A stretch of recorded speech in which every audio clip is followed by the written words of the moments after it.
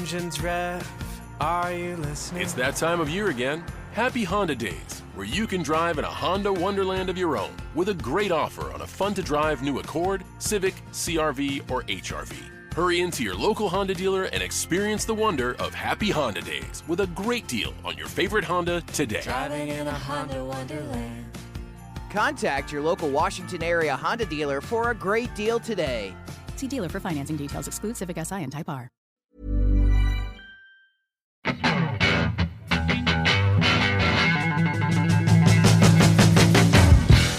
Welcome to the Neurodivergent Experience podcast, a podcast where we share the lived experiences of neurodivergent people to help create a better understanding for our community. Join us every week as we bring you honest, raw, and inspiring conversations with specialists, advocates, and individuals who know exactly what it's like to live the neurodivergent experience.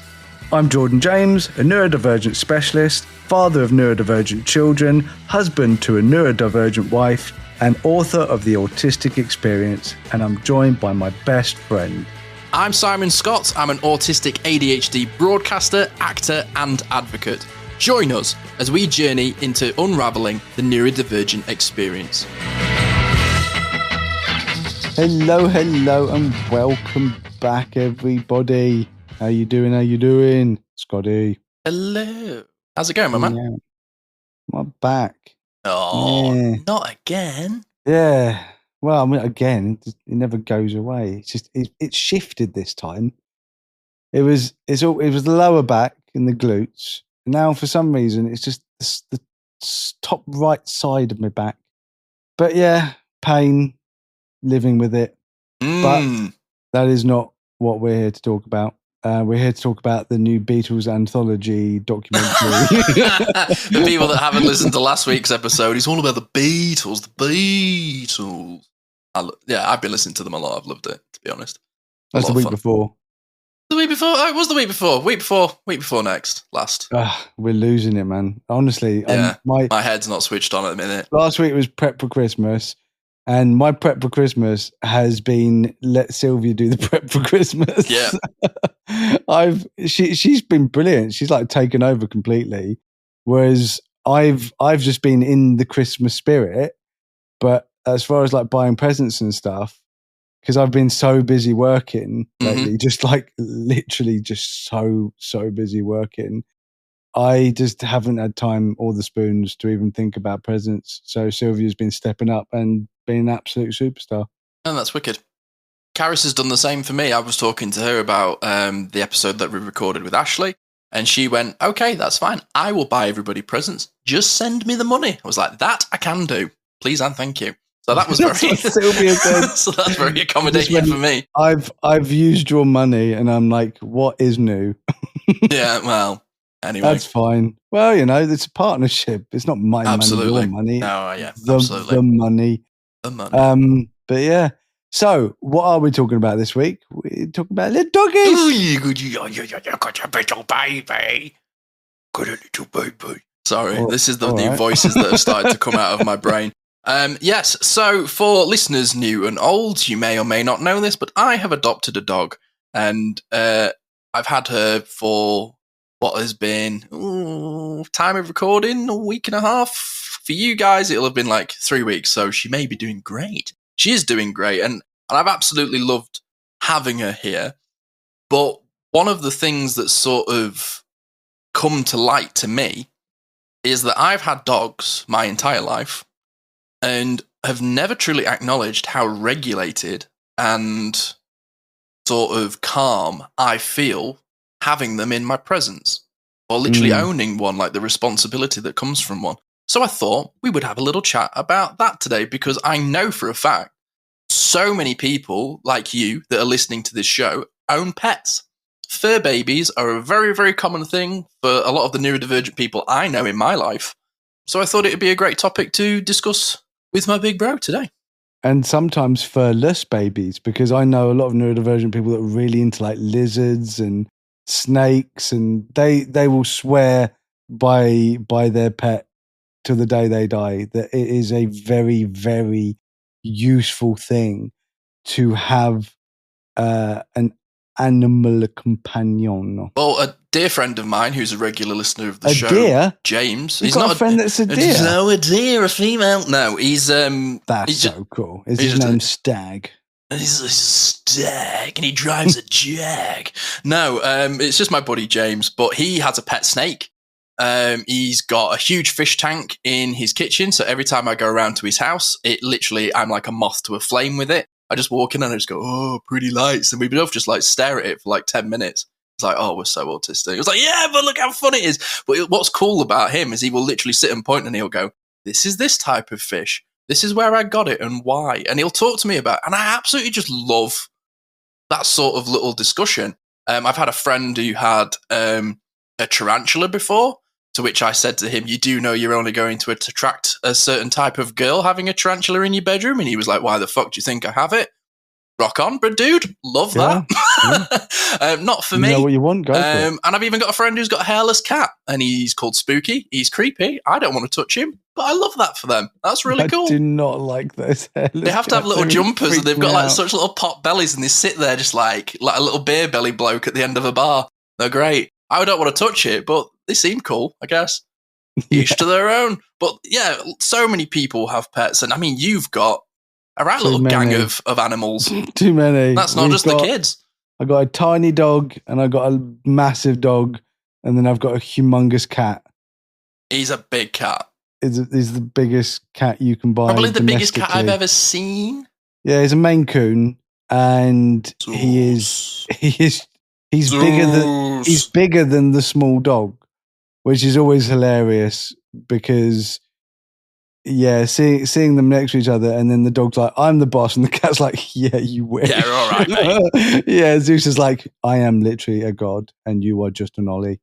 Yeah, and Ollie is very sweet. He's very, very sweet. So what made you pick those specific pets? Because obviously I've adopted a dog, and if I'm truly honest, Nana is not a dog that I would have picked out of a lineup. Like, I never would have gone, oh, I will get a pug cross beagle, because beagles are known to howl. They're very, very sniffy and can not be great with commands. And pugs have the, which for my misophonia could be a little bit triggering. However, my justice sensitivities completely overruled all those things. And I was like, I need to give this dog a home. So how did you end up with little Ollie, big Milo, and Zeus?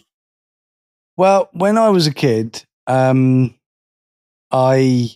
didn't have any friends, and we all know about the horrendous childhood that I had. But the one good thing about my dad was he was obsessed with cats and dogs, just obsessed with cats and dogs and pets and animals in general. I mean, he loved those things more than he loved us, clearly. And we just had so many. So we had like 3 or 4 cats. We had like 2, 3, 4, sometimes 5 Samoyeds. He always bought Samoyeds, like in the most neurodivergent way. He had the same hat that he wore, which is like an Indiana Jones hat. He wore the same, cool. and but it wasn't cool because he didn't know who Indiana Jones was. So it wasn't like, I know. He was a super dweeb. He collected stamps and trains and like corgi cars and coins. I can't believe we didn't know this man was neurodivergent. This is what I mean when sounds when like I talk patient about, like, zero. Yeah, there's just not enough awareness. Because if I'd have seen my dad was neurodivergent, my life would have been very, very different, and his and I's relationship would have been very different. But that's not what we're talking about. Talking about stay on track. Stay on track. I've had my meds. I'm going to stay on track. The train track. And he was upset. So he always had the same dogs, but I got different dogs. Oh, so they weren't your dogs; they were his dogs. No, those were his dogs. I had 2 of my own dogs. Oh, okay. So my 2 dogs was a Yorkshire Terrier named Peggy, like Peggy Sue. Peggy Sue. Peggy Sue. Bit of Buddy Holly. And Batty, whose original name was Betsy, but I changed it because she was a lunatic. Like Dave Batty? Yeah, like David Batty, yeah. I know I've talked about this before. Talked about a lot of stuff before. Autism. She was a cross between a border collie and fuck knows what.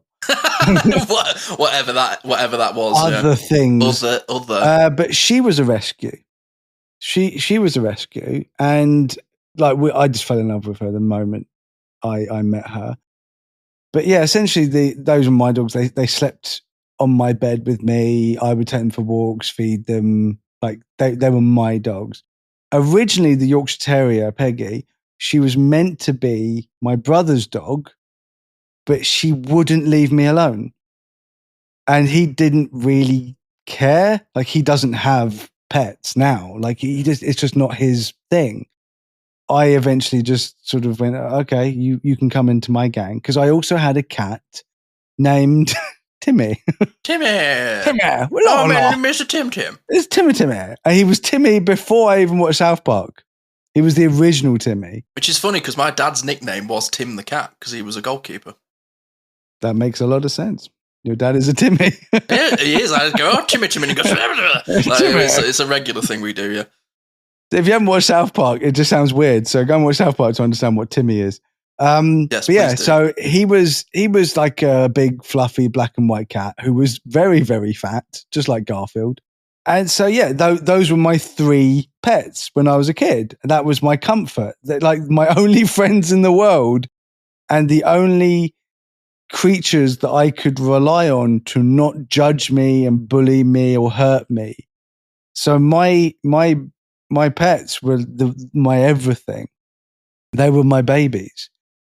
And when I got kicked out at 17, I had to leave them all behind. I couldn't take them with me because I went and lived with a family friend and I couldn't take my dogs with me. So that was a heartbreaking time in my life. Not only was I getting kicked out my home, turned out for the better, but I had to leave my babies behind. But I'd go back and see them. You know, it wasn't like I never saw them again. But yeah, so when Sylvia and I got together, I was like, I have to have a dog. Like I have to have a dog. And she's like, oh, but you know, because she's had dogs, she grew up with dogs, but like she wasn't into dogs like I was into dogs. And so after the 2 kids were born, I was like, why don't we just get a little dog? So I wanted a Yorkshire Terrier because of Peggy. But then we found a Yukon, which is a Bichon Frise Yorkshire Terrier mix because they're hypoallergenic. Mm-hmm. Because one of Sylvia's things was, oh, we'll have pet hair everywhere. Yeah. And I was like, okay, well, let's get a hypoallergenic version of a Yorkshire Terrier, which was a Yukon. Mm-hmm. Like a Yoko Ono. Yeah. So he has all the traits of a Bichon because Bichons are circus dogs. And then he has the very, very annoying yapping of a Yorkshire Terrier. He's got the bottom teeth as well. Yeah, he's a weird looking fella, but he's cute as anything. Yeah, he's a character. And he's literally my best friend in the whole world. I love the little fluffer. And everyone loves Ollie. Just like everyone loves Ollie. Until it's dinner time. But that's a recent development because he's 14 now. Every meal could be his last. Yeah, he's become a wild coyote of like or a hyena, just like that's my food. But he never used to be like that. But yeah, he's the sweetheart. And then somebody made a comment saying that's not a proper dog, and I took that to heart, which is why I ended up getting Milo, who is massive. He is big. He's a big dog. He's a big dog, and he's an old English sheepdog crossed with a poodle. So that's, I mean, I had a sheepdog, you know, a different type of sheepdog, crossed with God knows what, when I was younger. So essentially, I've got the same crew as I had when I was a kid. Mm. And of course, I've got Giant Zeus. So essentially, what I have actually done, the whole point of this very long story, and I do apologize for everyone listening that's bored, is that I've just recreated my childhood and the best bit of my childhood, which was my pets. I've created that in adulthood. And there's been humongous benefits, but essentially, that is exactly what I've done. I've just I've just recreated it. Yeah, and that's what I feel like I've done recently is like, go to a break shortly, but my story's a little bit shorter. I've always had dogs in my life. My grandparents, I don't ever remember them having less than 2 dogs. My auntie always had border collies. We've had Alsatians in the family. My grandpa used to live opposite a golf course and found a little poodle at that golf course, and he ended up owning it for like 15 years. Still don't know how old she was or where she came from, but she had a very long, crusty end to her life. My parents we had a Cocker Spaniel growing up called Barney, and he was a lunatic. He used to trigger my mum a lot with the sensory, he was just so full on. Right dog, wrong time in our lives. And now she's got a Yorkshire Terrier mixed with a toy poodle, and he's called Pip, and he is her favourite child in her life. That dog has had just the most incredible little life, which has then led me to adopting Nana, because I felt like a dog was something that I needed in my life. But we'll talk about why after this short break. When you think about meal kit companies, what do you see? Probably long, complicated recipes and subscriptions you can't escape. But with the new Blue Apron, we're doing meal delivery differently. No subscription needed. Faster, easier meals. And the same dedication to quality we've always had. Shop 100+ meals at BlueApron.com. Get 50% off your first 2 orders with code APRON50. Terms and conditions apply. Visit BlueApron.com/terms for more. There's talk in Washington about cuts to Medicare Advantage benefits that 35 million seniors count on. The No Up-Code Act would raise costs for seniors and reduce their benefits. The No Up-Code Act is a broken promise and a bad deal for seniors. Tell Congress, keep your promise and oppose cuts to Medicare. Vote no on the No Up-Code Act.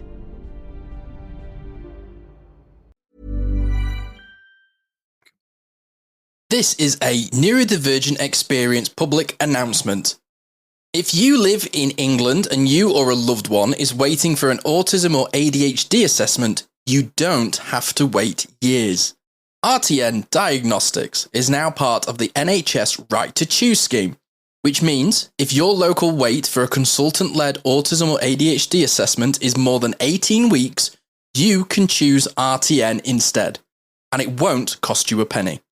Jordan chose RTN for his own family because their care and attention to detail was second to none. They didn't just diagnose autism and ADHD, they looked at the full picture, including PDA, OCD, anxiety, and more. The team is friendly, neuroaffirming, and comprises many neurodivergent individuals, so they truly understand. Getting started is simple. Download the GP referral letter and questionnaire from the link in our show notes, take those to your GP, and ask for a referral to RTN Diagnostics. If approved, RTN will be in touch within 8 weeks to begin your assessment. Remember, this only applies in England and some exclusions do apply.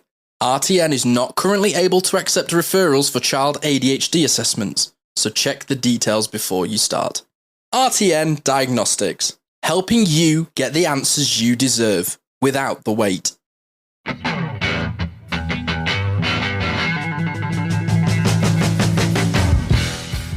Welcome back to the Neurodivergent Experience. We put the dog out for a little tinkle. We're back from his break. We've been discussing the positives of, owning a pet in your life as being a neurodivergent person. We've sort of shared our stories. But I'm interested, dude, what are, for you, the big positives of owning a pet as a neurodivergent person? I spoke about the positives when I was a kid, just not always feeling lonely, not because there is that idea that autistic people want to be alone. And I'm just like, that's just not true. Such a myth. Yeah, we want to be alone when we want to be alone, but it doesn't mean we always want to be alone. And we definitely don't want to be lonely. And that's the greatest thing about having a pet, any pet, is that you can be alone without being lonely. So true. So true. It's like the perfect idea of like, I need time to myself, so I need to be away from people. But if you're laying with your cat purring on your chest, that that will give me spoons. Mm. You know? Absolutely. So that for me is the main benefit to having any animal, any pet whatsoever, is that it gives you energy. They also take it away. But we'll talk about that a little bit. But we'll talk about that later. But that's the number one benefit is that you just don't feel alone. It also gives you a real taste of responsibility. Mm-hmm. So for a lot of neurodivergent people, you know, trying to be independent, want to be independent, you know, being able to look after a pet and being responsible for a pet is a really good way of preparing being responsible and looking after yourself. Because, you know, you have to look after yourself in order to look after other people. Absolutely. I think that's a really good positive thing. But that's something that we talked about when I messaged you and was like, there's this dog that needs rescuing and I think I'm going to do it. We had a couple of conversations back and forth. I've been quite candid about how in the post-lockdown world, I have struggled to regularly get myself out of the house and, you know, go and do things. And, you know, PDA plays a role in that, absolutely. But owning Nana has forced me to develop a routine. Like my ADHD brain requires, you know, regular patterns, but also just it will not allow me to have anything other than chaos. And knowing that Nana needs to be let down in the morning and go out for a tinkle and have her walks and things like that, I have really enjoyed this past week or so taking her out and just literally walking around the little field that's near my house for like half an hour twice a day. And I've taken my headphones, I've like just walked and listened to music. There's been other times where I've just sort of like been present in nature. That has been such a big support for me because I do naturally struggle to force myself outside sometimes. Like I am a home bird. And another thing as well that has been a really nice sort of thing for me has been the responsibility. I actually feel like, even though I know that I am important in people's lives, but when that dog looks at me, I feel special. You know, like when that dog comes up to me and wants to be near me and I walk through the door and her little bum's waggling and she's just like, oh my God, my world is home. That gives me a lot of joy and motivation. She was even sat next to me the other day and I'm doing some work and she's sort of looking at me like, what are you doing? And I turned to her and I said this out loud, and this is really great for me. I will be at home and I'll not talk to anybody and a word won't leave my mouth for hours. And I'm just yap, yap, yap, yap, yap. I'm chatting to it all the time. I went, well, I've got to work because I've got to pay for your treats, haven't I? And I'm now like cracking jokes at this dog and stuff. And I feel way more alive than I did when I was just wandering this house like a gothic bride with the candle on my own for days on end. Yeah. And I've really enjoyed having her here. And my parents acknowledged it as well. I was talking to my dad the other day. He was here helping me rip our carpet up. Had a new floor put in. And he said, it's so great, son, to see how happy you are. Like you seem so full of life and full of colour. I can hear it in your voice and see it in your body language. He's like, I'm really proud of you for bringing this dog into your life. I went, because I think it's going to give you responsibility and routine. I was like, I totally agree. I absolutely totally agree. And I'm sat on the sofa with her the other night watching wrestling and she's got her head on my lap. And I was like, do you know what? All's right with the world. I've loved how present and not in my head I felt just being around an animal. Yeah, no, I absolutely agree. I mean, just even if they're not cuddled up on you, just to know that they're there, it just makes you just feel just less alone. They bring the house alive, don't they? Yeah. Especially when they're barking. The yappy yappers. I mean, don't get me wrong, I've had a couple of moments, but there's just been something about, I don't know whether it's like the physical stim of it, like just fussing her and stroking her. Yeah. But I was sat the other night just listening to a record. We talked about it in Ashley's episode. I was sat the other night listening to an Elvis record, having a hot chocolate, and she was just laid at my feet. And she got up and like laid on our beanbag that we have in the living room and just went to sleep. And my heart, dude, was just so full of like joy. And I just felt like really at peace having an animal here. It's like my house feels like it's alive now. Do you feel more Christmassy because you have the dog as well? So it almost feels more like a family. You've hit the nail on the head, dude. I was walking with Caris the other morning with her, and we were like arm in arm with our dog. And she turned to me and she went, "We've gone from being a couple to a little family now." And I just burst into tears. I was like, I've got a little family. That. Like, genuinely, that's... Well, I can imagine, because I've now been to your house, I can imagine her on the beanbag and you two on your seat. And it's because I know that you're not going to have kids. A lot of people I know are not going to have kids. But honestly, like, having dogs is like having a permanent baby that just never grows up. It's like a permanent baby / toddler that just never grows up. So if you're really into that, go and get a dog. Like, Caris has been experiencing it. We've got into this routine where I used to go and pick Caris up from the train station in the car, bring her home. She would have her quiet half an hour, regulate, and then I'd be like, "Hello, love. How was your day?" And we've developed this new routine now where she will walk home from the station and I'll meet her halfway with Nana. And Caris then has that sort of like 15, 20 minutes before she gets to us where she's just by herself and just very calm and walking alone and almost like decompressing from the shit show that is working in retail at Christmas. And she said the feeling that she gets when she sees me and Nana walking towards her, and then the dog recognizes that it's her and she runs up to her and she's so excited. She's like, "It makes my day worth it." Like that feeling. And that for me is beautiful. Like I feel almost a bit emotional talking about it because I cannot imagine not having this dog in my life now. She's been in my life for like 2 weeks. And it's almost like, you know, when you have a cold and you're going, "Oh, what does things smell like? I can't remember the smells." Like that's how I feel about Nana. I can't imagine not having this dog in my life. Like, I wake up in the morning and I look up and I see her little face and her little tail wag. And I'm like, I'm ready to fucking take on the day now. And that is something that has been desperately missing from my life. To the thing of like, because we've discussed it where you were like, I didn't have a freaking choice, dude. I had kids. I had to get up and get out of bed. But for me, I have really needed that responsibility. Not necessarily to light a fire under my ass, but just to know that something that's depending on me. Yes, 100%. And if I don't do it, then it doesn't happen. Like if it's only me that's dependent on it, like if I don't eat breakfast, that's on me. But if Nana doesn't eat breakfast because I've not made it for her or Caris hasn't made it for her, that's non-negotiable. I've got to do it now. And if I can do it for an animal, I can do it for myself. Yeah, because I've definitely, because I've just got on with my life. Like, yeah, I've struggled. I've had depression, serious mental health issues, anger issues. We've been financially struggling with but I've just got on with it.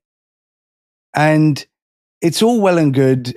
Like, you know, people go, "Oh, just tough it out and get on with it." Yeah. And that's not helpful because that doesn't solve the underlying issues of why it's tough. No, not all. But I want to say this in the nicest way to everyone's listening who is struggling getting out of bed, who is struggling getting out of the house, who is struggling going to work, doing their job. Because I have a nephew who struggles to go to work and he works from home. Like he struggles to work. But he's in his 30s.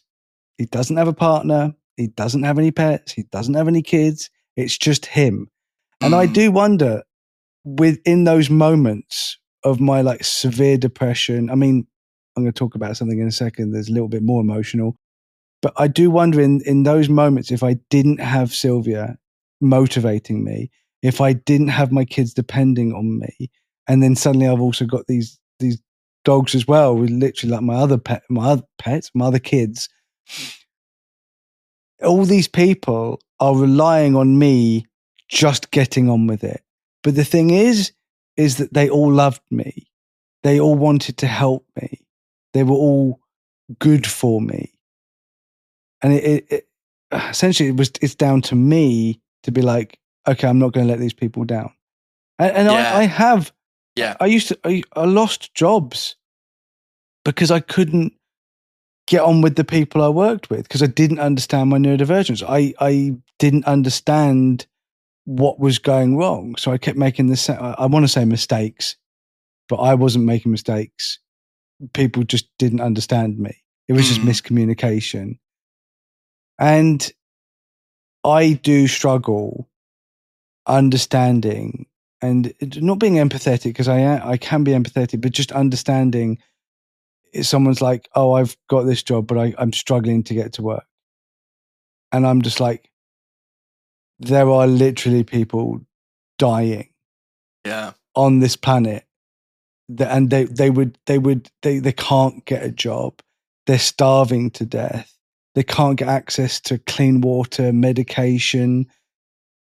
They would literally lose a right arm just to be able to have a job. And there's some people out there. I'm not saying that people are saying that PDA is an excuse, because PDA is a reason. But I think that they're saying, oh, I can't do it because of PDA. For me, I'm not buying that. I'm not buying that. If someone says, I find it difficult, I'm really struggling to do this because of PDA, I'm like, okay, cool, we can work with that. How can you bear? But if someone says, oh, I don't do that, or I don't make my kids do that, or I don't even challenge my kids that they won't do that because of their PDA. Yeah, I think that kind of grinds my gears, man. That's a slippery slope, though, because I was literally having a conversation with somebody about this only yesterday, where I was like, if you sort of cap potential, and I'm not just saying potential of achieving anything, or just, doing stuff, you don't have to be a CEO or an astronaut to be a success. But if you sort of cap people's potential, then you've set the bar at the lowest of where they were. And if you set a bar, they're only going to go below it. And I personally, as somebody who really does struggle with PDA, I really do. And I understand how much it is a difficulty for so many people. But I do think if you tell a kid that they can't do something, they're never going to do it. They're not going to try. And that is a danger when... Or that they don't have to do something. Because then it's like a severe skill regression. Like if a kid goes, well, I'm never ever going to make myself food, that's a dangerous sort of situation to be, because there are a lot of kids that are autistic whose parents aren't going to be around forever. And I know that is a big worry for so many people, that what's going to happen to my kid when I'm not here, because I'm such a huge support for them. It's a difficult one, but a pet has helped me with that. Because if I can feed a dog, I can feed myself. If I can walk a dog, I can walk myself. And it's been a really good sort of exercise in, I have my reasons as to why I struggle with these things, but the job still needs doing. And it's that sort of like, I don't want to say like performance pressure, but if I'm going to have a dog, I have to look after it. It's non-negotiable. Well, exactly. You have a responsibility now, and I do feel like so many people that don't have responsibilities other than for themselves, that's a slippery slope, because if they don't care about themselves, which is quite a common thing for neurodivergent people because of the way that we are abused, we end up self-hating and having that self-worth's on the floor. Yeah. I mean, my self-worth is still shitty. And I Same. make up for it by, my bravado or my, cheeky chappy. Whereas persona. I'm self-deprecating. Yeah, I mean, I'm also self-deprecating, but like you can tell. But I think sometimes you're self-deprecating. I'm like, I'm actually worried about it. Like, I have fair enough. You're like, are you okay? How's your self-worth? And I'm like, it's bad. It's not good. It's bad. I'm like, do I need to call your mum and dad? The amount of times I make jokes and you're like, do you need a hug? I was like, oh, that didn't land. Yeah, that didn't land how I expected it to go. Never mind. Never mind. You're depressing. Sorry, everybody. So let's have a break, and then we'll get back to the doggies and look at the pitfalls of dogs. Pit bulls. Indeed. Hey! You want to pay just $10 for your phone service at Boom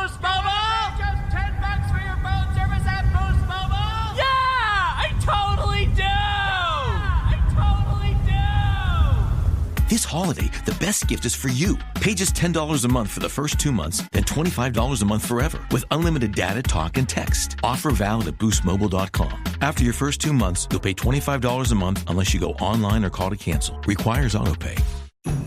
Engines rev, are you listening? It's that time of year again.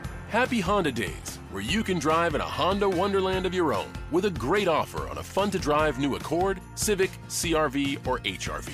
Hurry into your local Honda dealer and experience the wonder of Happy Honda Days with a great deal on your favorite Honda today. Driving in a Honda wonderland. Contact your local Washington area Honda dealer for a great deal today. See dealer for financing details. Exclude Civic Si and Type R. Have you ever felt stuck in patterns that don't serve you? Struggled with stress or wanted to connect more deeply with yourself? Then I have to introduce you to a friend of the podcast, Ashley Bentley of Integrated Coaching, Breathwork and Hypnotherapy. Ashley is a highly experienced clinical hypnotherapist and coach specializing in working with neurodivergent minds. Through a unique blend of integrative coaching, breathwork and hypnotherapy, Ashley helps people rewire subconscious patterns, regulate their nervous systems, and step into more empowered versions of themselves. Whether you're dealing with addiction, anxiety, burnout, or struggles with self-acceptance, Ashley offers practical and science-backed tools tailored just for you. Her unique methods combine neuroscience, storytelling, and subconscious transformation to create real, lasting change. Jordan and I can personally attest to the profound and transformative effects of her sessions, which have been life-changing. She does all of these sessions online, meaning she can work with you no matter where you are in the world.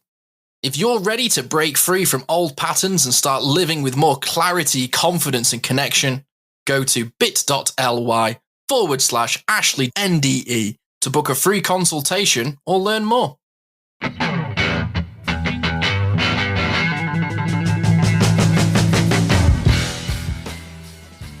Welcome back to the Neurodivergent Experience. Woof, woof, meow, meow. It's been... you can't stop doing this in the second break, man. Every time we come out of a second break recently, it's like... anyway. But where were we? What were we talking about? What the fuck were we talking about? Doggies. Doggies. Hello, woof, woof. Yeah, we got sidetracked. Oh God, it's been a Neurodivergent Experience episode today, hasn't it? Crikey. Yeah, it's definitely dogs and PDA. So we can definitely... Yeah, that's the name of the episode, ladies and gentlemen. Dogs and PDA. So let's talk about... Pets and PDA. You've heard it here first. Yes, thank you. Let's talk about some of the negatives that come with owning an animal. And one of the things that has reared its head with me, just slightly, with owning a dog, is that they are a dog. A dog has to be a dog. You can't, force it to be a person. But they're going to do what they want to do. Yeah. And the autonomy thing is kind of messing with my head. As an example, Nana this morning saw a squirrel on the tree. Did she bark at the back door for half an hour? Abso-fucking-lutely she did. Did it do my head in? Yes. Yes, it did. And it riled me up a little bit. And that is kind of hard. And another example, and I've given it before, I came down to yours quite a few times, but the first time that I came down, I was sat having my dinner, and Ollie essentially put his food in my face. Or his face in my food, I should say. We'll keep that in. That was a fun one. And whimpered at me for the entire time that I had a meal. And it stressed me out quite a lot. Yeah, I bet it did. I mean, I think for like the first few years when the dogs were younger, it was just like the things they would do wouldn't annoy me at all. It's like, I mean, most of the time a dog is what you make of it, like whether you train it, whether you mollycoddle it, it's like, a kid, like it's a baby. Big baby. And, obviously I had dogs when I was a kid, but I didn't really, look after the dog. I didn't take it to the vet and stuff like that. I was a kid. So we weren't particularly good dog owners as far as like training the dog. Not many people are, though. Yeah. I mean, yeah, I don't want to put it on other people. I'm just saying we weren't good at training. When Milo came along, we were a lot more prepared. And with Zeus, we were more prepared as well. I tried to train Zeus on the toilet. That didn't go very well. Now, that is something I would have fucking loved to have been a fly on the wall for. You trying to train Zeus to dookie in the loo. Yeah, we got him a little toilet seat and everything. And yeah, that didn't work. But he has, he's never scratched anything because we bought him a scratching post from when he was young, and he's just always gone on the same scratching post. And then Sylvia tried, basically it was all ripped apart. So she got the same scratching post, but replaced the rope on it. Like, did it all herself, replaced all the rope. And he just doesn't touch it now. He's like, that's not my rope.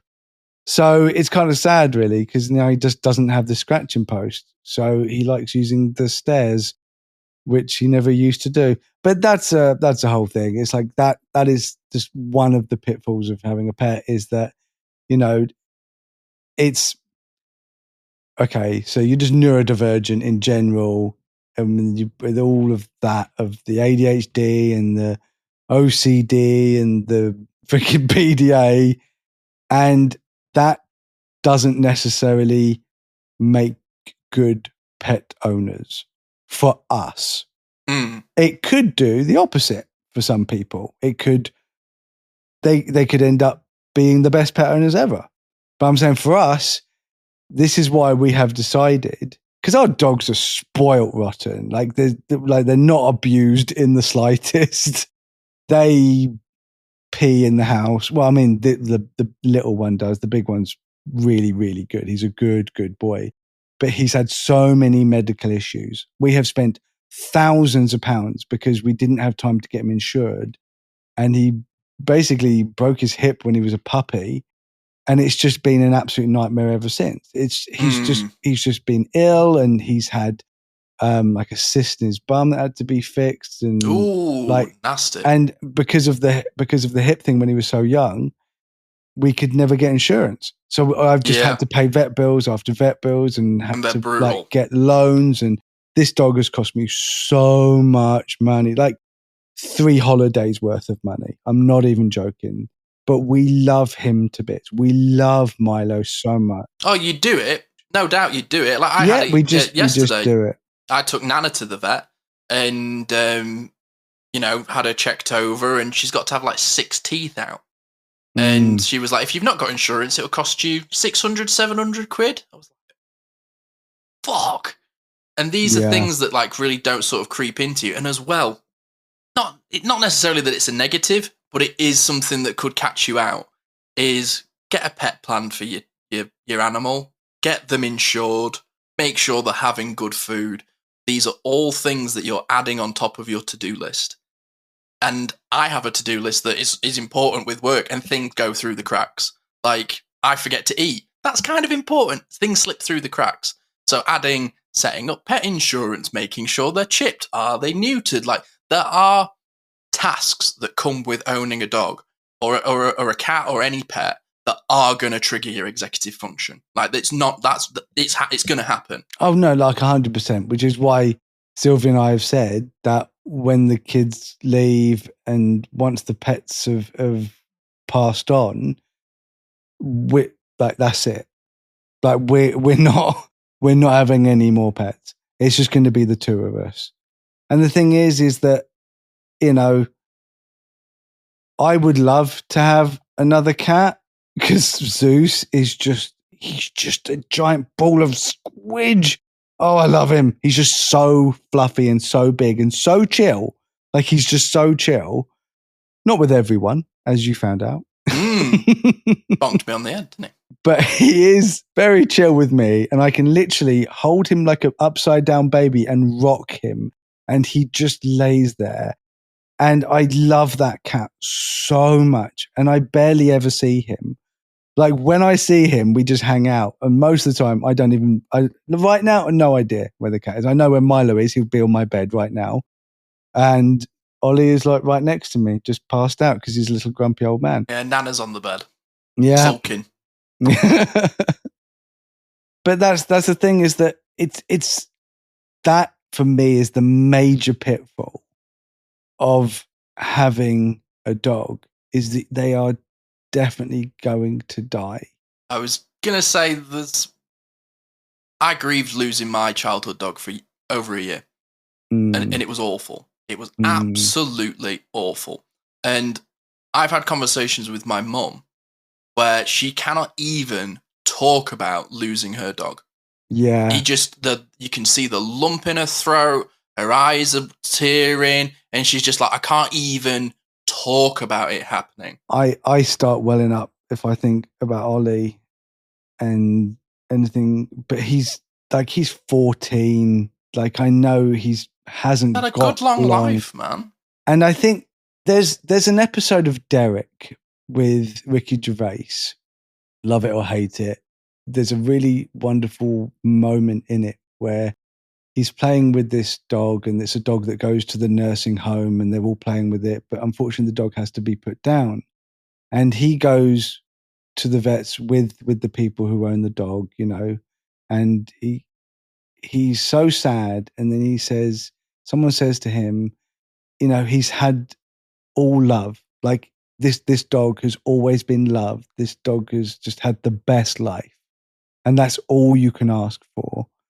And it is sad that the dog's going, but it's happy how much of a wonderful life that dog has had. And that's how I've always had that in my head to help me deal with the fact that Ollie won't be here one day. I mean, even as I'm talking about it, I can feel myself choking up. Like, the idea that this little bugger, it won't be around, it's just so weird. It's weird. And it's doubly weird when you're neurodivergent and you get used to a routine of, okay, yeah, I'm going to let him out for a pee. I'm going to feed him. I'm going to, give him some water. And then I get little cuddles. And every single time I sit on my recliner chair, I could hold my breath. And by the time I've let go, he'll be in between my legs, cuddled up to me. It's automatic. Like, as soon as I sit on that chair, Ollie is there. I don't even know he's there a lot of the time. I look down, I'm like, he's just there. Because he's just part of our life, and to not have him there will be very, very hard to adjust. But it's not just me, it's not just Sylvia and the kids, it's everyone else, all my family. When they come out, everyone loves Ollie. And we have prepared for it, but I don't think you can ever really properly prepare for it. No, like, I remember Barney, the dog that I had as a kid. My mum had a very strained relationship with him. He was very triggering for her. But when we went to scatter his ashes, we took him to the beach where he always used to run. And honestly, dude, it's one of the most emotional experiences I've ever had. But it was also one of the most purely spiritual. They're a part of your life, but you are their life. Yes. So letting him go, man, it's been over 10 years and I'm welling up. But you're their world. And even though I actually can't believe how upset that's made me. It's so hard letting them go. It's awful. It's awful. And it's something I talked to Caris about. I was like, if we get a dog, we will lose her. Are you ready for that? And the answer was no. You never are. No. No. Which is why I think it's not only the fact that, as Ollie is getting old, he's getting super triggering. Like, he won't leave you alone at meal times. He's always barking.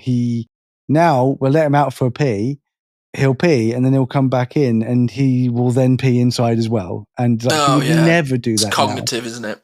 Yeah, he honestly, he's such a pain in the ass, but it doesn't, I don't get angry. I love him to bits. And there's also that burden of I travel the world. I do photography. We go on lots of holidays and we go on lots of trips. And they are Simon, Simon is normally, because he lives at home, he will normally look after the dogs. We're going to New Zealand next year, and Simon's here to look after the dogs. But Simon's moving out at 2027. He's already saving for a house and stuff. So if Ollie's and Milo and Zeus are still here, it's we won't be able to go on these trips unless we can get someone to come in. Yeah. So there is always that. And I think that the idea that when they go, we just won't have any more pets. I still think we might end up with a cat. I can see you with a cat just as a single pet, yeah. Because I think for someone with PDA and stuff, cats are super easy to look after. They're just way easier than dogs. So I think, especially as I get older, I'm finding that, I don't have the energy. I don't have as many spoons as I did when I was younger. So I think that just having a cat would probably be just about enough for me as I get older. And I think that's the understanding of neurodivergence in yourself. You have to understand your neurodivergence. No one else is, unless you're helping them. But in order to understand you and giving yourself these accommodations and realizing it's like, yeah, I do want dogs. I absolutely want dogs. After Ollie goes, I would go out the next day. I know exactly. I would get a cockapoo, and I'd call him Gizmo. Like I already know exactly. Well, I can see that. Yeah. Yeah, I already know. But and this was solidified. But in the last couple of years, as Ollie's got closer and closer to the final destination, and he's got more and more and more triggering, I've just gone, I'm not going to do that. I'm just going to miss him and deal with it, because it's better overall, because I don't know if I can go through all that again. I don't know if I can do that. It was one of the things that I was most apprehensive about with getting Nana. It was the most apprehensive for you. So hard. Because when you said she was 8, I straight away went, the first thing I Googled was, how long does this dog live? That's the first 16 to 18, apparently. Apparently they're one of the longest living breeds. Yeah, no, you've definitely got one. I might have a longer longevity than the previous people did. She's 8, and I could have her for 10 years if I really look after her. I mean, she'll have no teeth, and she'll be like the crypt keeper, but she's my baby, and she is my baby. Exactly. Well, thank you everyone for listening. I hope somebody got something out of this. That's what I think every episode. I finish recording and I go, I hope somebody liked it, but apparently they do, man. Apparently quite a few people do, and we need to keep reminding ourselves of that for sure. I would like people to comment just a yes in the comment section of this episode if we have actually helped you, because if you listen to the imposter syndrome episode, you will know that we genuinely don't really believe in ourselves as much as we should do. And it would be nice to know if we are actually helping anybody. And I want to know what pets people have got. Type yes, it helps, and tell us what you've got, because I am intrigued to know what animals a lot of you listeners, our neurodivergent listeners, have. Because we've mentioned some, but there may be like a 1,000-toed centipede that we forgot off the list. I want a tarantula, but Sylvia has arachnophobia. No, I won't come down. I'm sorry. Nah, Sylvia has arachnophobia. They freak me out, man. I'm not even allowed a shelob tattoo. I was going to get a shelob tattoo, the giant spider from Lord of the Rings, but I'm not even allowed that because I know some people love them, but like I put one under a glass and I could hear its little boots tapping. I was nearly sick. Dude, I love spiders so much. But well, anyway, next time there is one in my house, I'll give you a call. You can come and get it. Yeah, give you a little kiss. Okay, well, thank you so much for listening, everybody. Your hot topic will be in your feed tomorrow. As always, Ashley will be with you on Monday to help you start your week with purpose. I've got to go and let my dog out because she's giving me the side eye, being like, "Oi, human, do the thing." They do that. Bye, everybody. Picking up poop is also really fun. Oh, we didn't talk about the poo. Nightly bye. Thanks for tuning in to the Neurodivergent Experience. We hope today's episode sparks something for you, whether it's a new idea, a bit of validation, or just a moment of connection. Remember, new episodes are every week, so be sure to join us for the next one for more conversations and insights into the neurodivergent experience. If you've enjoyed this podcast, help us grow. You can do that by rating and reviewing this show. Your support makes a huge difference in helping us reach more people who could benefit from these conversations. You can connect with us on social media. Find us on Instagram, Facebook, TikTok. Just search for the Neurodivergent Experience. Thank you again for listening, and until next time, take care of yourself. You're not alone in this journey.